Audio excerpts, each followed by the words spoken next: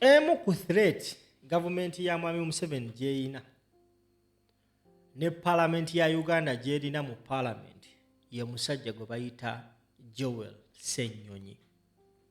Olunaku olwaleero Joel Ssenyonyi alabisizza Anita Mongo n'amuwanika mpaka ku last moment. Lwaki njogedde bwentyo? Njagala olabe something abasinga kye mutawadde attention nga it happened olunaku olwaleero nga ababaka ba parliament badiscussing etteeka lya protection of the sovereignty bill. This is what happened. Tambuza video. Honorable Speaker, the committee report to this bill here leaked and it is in the public domain.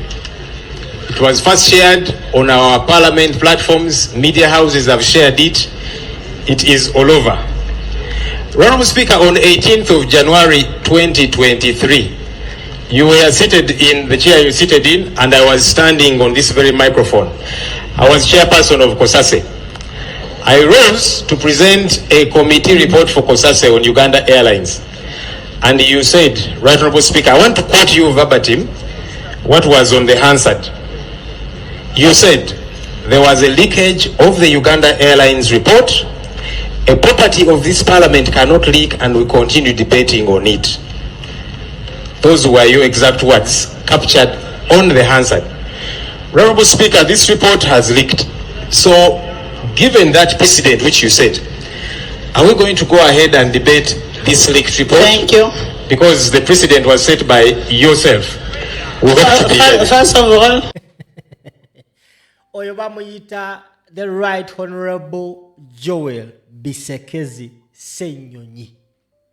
Nzikiriza n'omutima gwange n'obwongo bwange n'obulamu bwange n'okutegeera kwange ndi Kyagulanyi Ssentamu Robert Bobi Wine teyakola nsobi neegi n'emu kulonda Joel Ssenyonyi.